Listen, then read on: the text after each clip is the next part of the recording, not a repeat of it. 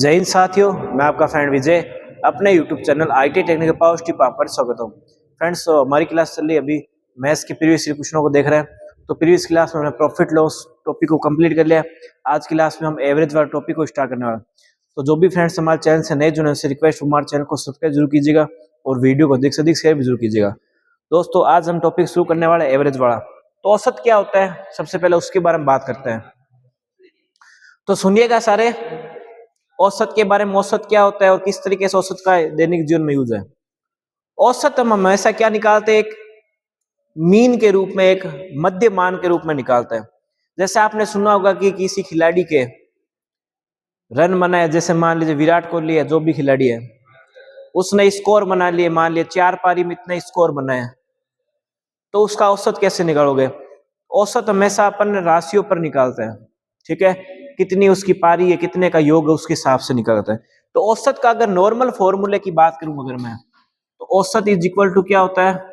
औसत बराबर राशियों का योग बटा राशियों की संख्या। इससे हम हमेशा क्या निकालते हैं? हमारा औसत निकलता है, ठीक है ना। औसत बराबर क्या होता है? राशियों का योग बटा राशियों की संख्या। इसमें मैं आपको प्रीवियस ईयर के सारे क्वेश्चन कराऊंगा, बेसिक से लेकर एडवांस लेवल के क्वेश्चन को भी हम करेंगे। समझ में आ रही बात? तो औसत क्या होता है? राशियों का योग बटा राशियों की संख्या। सिर्फ औसत सिर्फ यहीं तक सीमित नहीं होता, इसमें राशियों का योग मतलब यह है कि कितनी उसने कितनी चीजें दे रखी है। जैसे क्रिकेट का मैच है, जैसे किसी खिलाड़ी ने बनाया, तो उसने मान लीजिए एक पारी में 12 रन बनाए, एक में 40 बना लिए, एक में 35 बना लिए, ठीक है। और कुल मिला के कितने हो गई पारियां? 4 पारियां हो गई। तो उसमें किसका भाग देंगे? 4 का। जितनी राशियां है, जितने रन है, उसका हम क्या कर देते हैं? योग बट्टे में जितनी संख्या है उसका हम क्या कर देते हैं? भाग। जितनी उसने पारी खेली उसका भाग देता है। तो ये तो मैच खेलने की बात हुई, तो इस बारे में ये बात रही। तो इस तरीके से हम औसत निकालते हैं। औसत समझ में आ गया सबको? औसत कैसे निकलता है? राशियों का योग बटा राशियों की संख्या। अब इसके अलावा हम औसत में कई और चीजें पढ़ते हैं। जैसे सुनिएगा सारे, कि औसत में हमको जैसे अलग अलग संख्या देता है, जैसे कि प्राकृतिक संख्या अगर दे दे, या अभाज्य संख्या दे दे, या सम संख्या बोल दे, या विषम संख्या बोल दे, तो उन सब का हम एवरेज कैसे निकालें, तो वो भी हम निकालना सीखेंगे कि सम संख्याओं का औसत कैसे निकालते हैं, ठीक है। कि इतनी संख्या दी हुई आपको 1 से लेकर 5 तक दी हुई है, 1 से लेकर 10 तक दी हुई है, या फिर आपको सम संख्या दे रखी है, तो उनका औसत कैसे निकाला जाए। तो औसत निकालने का बेसिक फॉर्मूला क्या होता है? राशियों का योग बटा राशियों की संख्या। तो ये इसका बेसिक फॉर्मूला है। अब मैं आपको अलग अलग संख्याएं है जैसे दे रखी है, जैसे विषम संख्या दे, सम संख्या दे, तो उन सब का औसत कैसे निकाला जाए, तो मैं ये आपको सिखाऊंगा। समझ में आ रही बात? तो उसको हम स्टार्ट करते हैं। तो मैंने आपको जैसे बताया कि कैसे निकालना है उनका औसत। तो सबसे पहले हमको योग करना आना चाहिए, ठीक है। तो सबसे पहले योग की बात करते हैं। तो योग कैसे निकाला जाएगा? सबसे पहले लिखते हैं, देखिए, प्रथम n प्राकृतिक संख्या का योग। प्राकृतिक संख्या का योग, ये आपको फॉर्मूला एज इट इज याद रखना है, क्योंकि इसी से आपका क्वेश्चन निकलेगा। क्योंकि औसत निकालने के लिए आपको क्या चाहिए? राशियों का योग बटा संख्या। संख्या तो पता है इतनी संख्या, लेकिन योग पता होना चाहिए। इसलिए हमको क्या निकालना है? पहले योग। तो प्रथम n संख्याओं का या n प्राकृतिक संख्या योग क्या होता है बताइए? तो क्या होगा? n into n plus 1 upon में 2, ठीक है।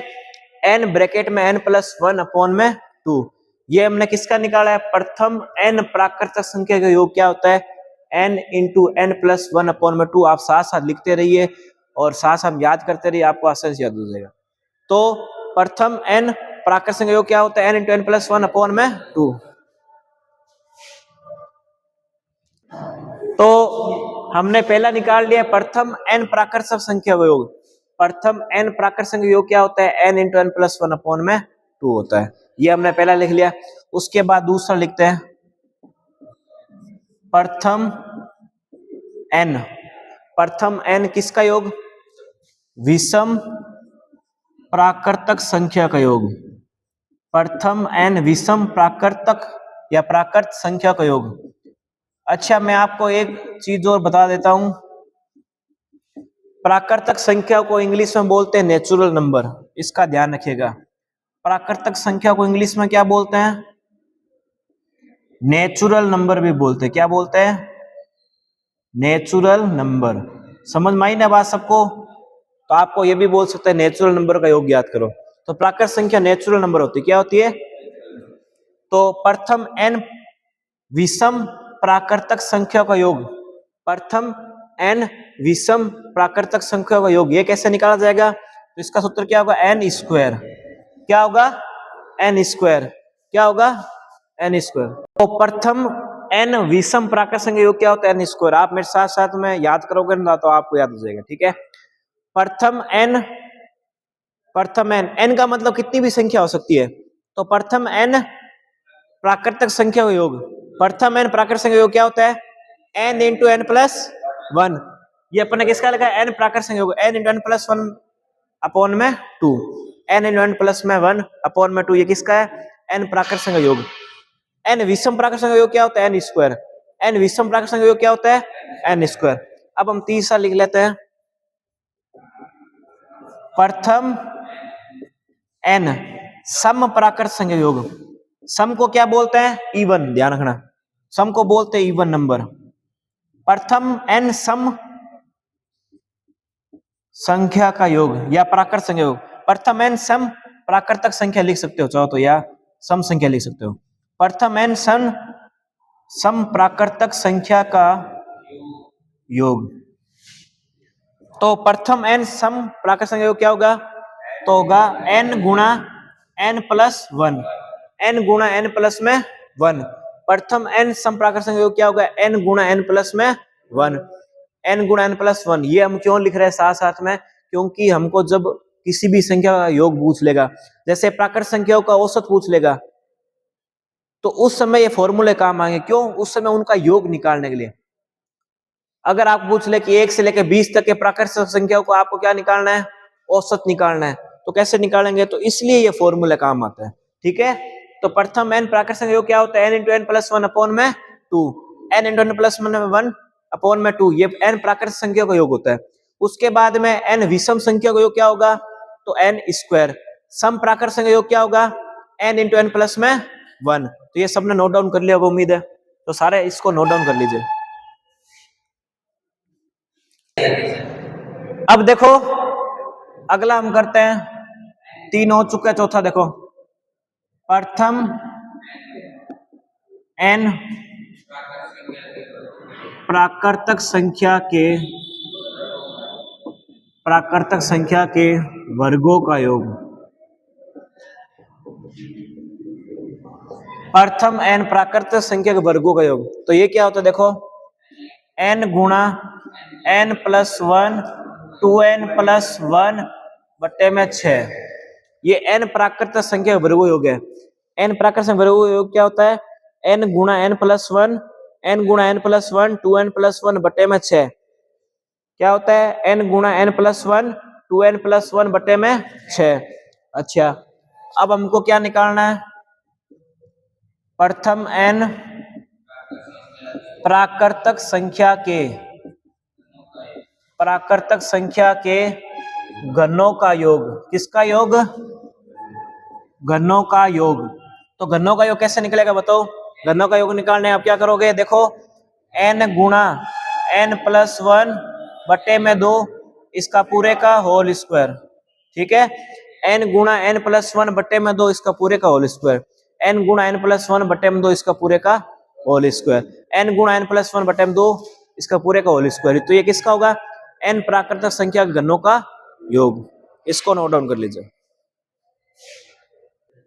तो हमने सभी तरह के संख्याओं का मैंने बता दिया कि योग कैसे निकालते हैं। हमने सभी तरह के संख्याओं का योग बता दिया मैंने, किस किस तरह की संख्या योग निकालते हैं। ठीक है, तो इन सब का योग आपको याद हो गया होगा। दोबारा मैं बताता हूँ किस किस का क्या शॉर्ट टर्म है। ठीक है, सबसे पहले हम निकाल लेते किसका? आपका जैसे बात प्राकृतिक संख्या योग, तो सबसे पहले प्राकृतिक संख्या योग निकाला था। तो क्या होता है प्राकृतिक संख्या का योग? प्राकृतिक संख्या का योग क्या होता है? n गुणा n प्लस 1। उसके बाद क्या निकाला था, n n2 n plus 1 upon में 2। ठीक है, प्राकृतिक संख्या के विषम संख्या का योग, मैं शॉर्ट टर्म में लिख रहा हूं, विषम संख्या का योग क्या निकाला था, n स्क्वायर। इसका प्राकृतिक संख्या योग क्या बताया, n इंटू एन प्लस 1 बटे में 2। विषम संख्या योग क्या बताया, n स्क्वायर। अच्छा, उसके बाद में सम संख्या का योग, सम संख्या योग क्या बताया था, n गुणा n into n plus 1 2n plus 1 n into n plus 1।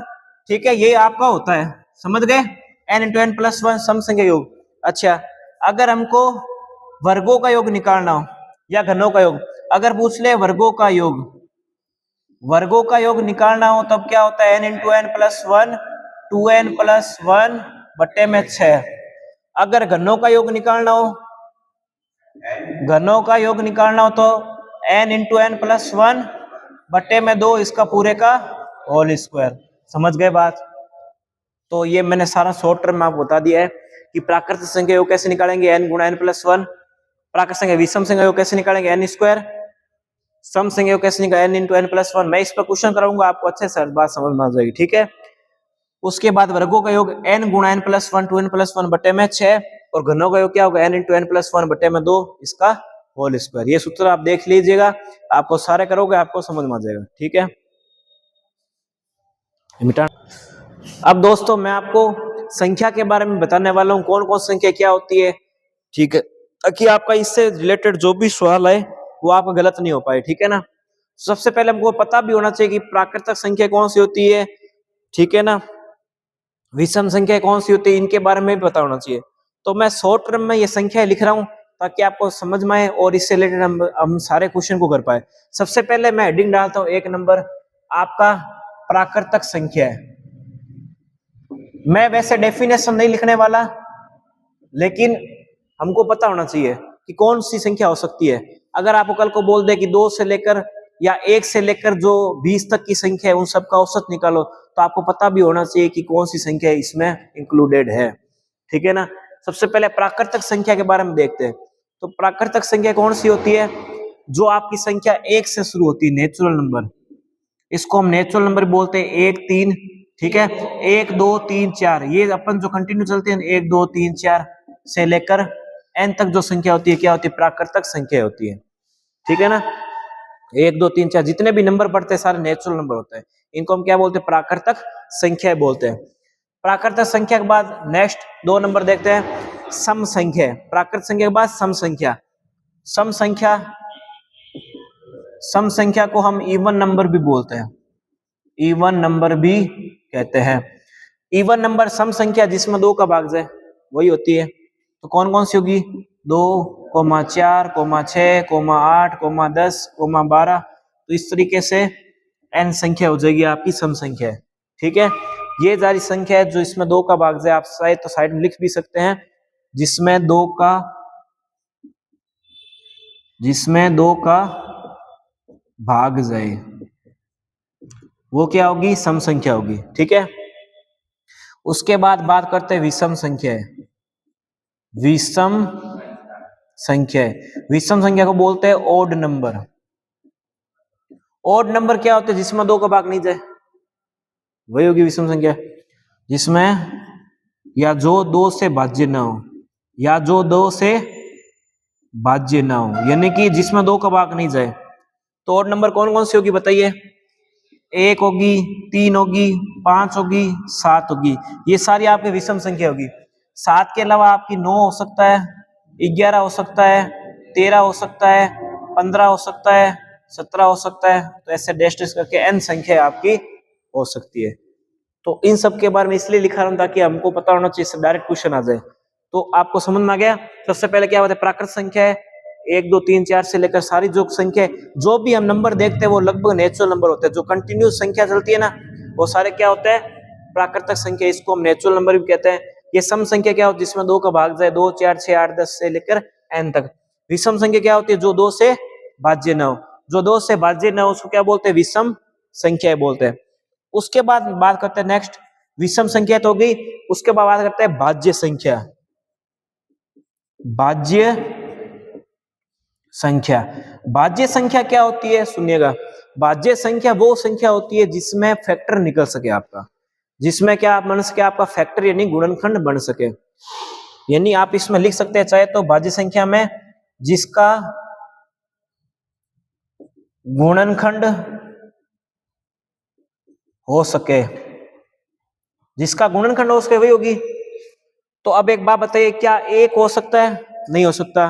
दो हो सकता है? दो भी नहीं हो सकता। तीन हो सकता है? तीन भी नहीं हो सकता। चार होगा। चार क्यों होगा? क्योंकि चार का फैक्टर निकाल सकते हैं हम।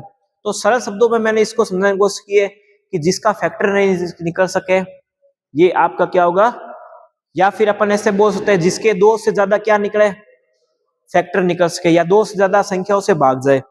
जैसे आपका संख्या चार है, चार का डिवीजन दो में भी जाता है, चार में भी जाता है और एक में जाता है, जिससे दो से ज्यादा भाग जाए तो वो आपकी क्या होती है, भाज्य संख्या होती है। चार के बाद क्या हो गया, छह। छह सही है। चार के बाद छह, यानी जिसका गुणनखंड, छह का क्या गुणनखंड होता है, दो इंटू तीन होता है। चार छह आठ, आठ के बाद क्या आएगा, नौ आएगा। क्यों आएगा? क्योंकि तीन गुणा तीन भी होता है, नौ से डिवाइड भी होता है। चार छह आठ, उसके बाद नौ, नौ के बाद दस, दस के बाद 11 आएगा, नहीं आएगा। 12 आएगा, 12 आएगा। 12 के बाद 13 आएगा, नहीं आएगा। 14 आएगा, 14 के बाद 15 भी आएगा। तो इस तरीके से n तक जो संख्या चलेगी वो सारी क्या होगी, भाज्य संख्या होगी। तो ये मैंने सारा आपको एक बार में समझाने की कोशिश की है। भाज्य संख्या को बाद में लेते हैं अभाज्य संख्या। अभाज्य संख्या, अभाज्य संख्या क्या होती है, जिसमें अभाज्य संख्या क्या होती है, जिसका अपन क्या निकाल नहीं सके, गुणनखंड। जिसका हम गुणनखंड नहीं निकाल सके या जो कि एक अपने ही टेबल में है, वो होती है भाज्य संख्या। यानी जो अन्य संख्या से भाज्य नहीं हो। सही तो है, जो अन्य संख्या से भाज्य मतलब खुद से ही होगा, या तो एक से होगा या खुद से होगा। जो अन्य संख्या से भाज्य ना हो, ये आप साथ साथ में उतारेगा क्योंकि बहुत काम की चीज है आपकी, ठीक है ना।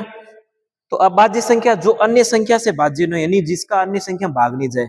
जैसे आपका क्या हो सकता है बताइए, दो तीन, दो होगा, तीन होगा, पांच होगा, सात होगा, ये सारी क्या आपकी अभाज्य संख्या। दो तीन पांच सात, क्या नौ भी होगा? नौ नहीं हो सकता। क्या 10 हो सकता है? नहीं हो सकता। 11 होगा क्या? 11 होगा, ठीक है। 11 के बाद क्या हो सकता है? 13 हो सकता है। तो इस तरीके से आपकी अभाज्य संख्या n तक चल सकती है। तो समझ में आ गई बात। अभाज्य संख्या है, सम संख्या है, इन सब संख्याओं को आप जरूर देखिएगा।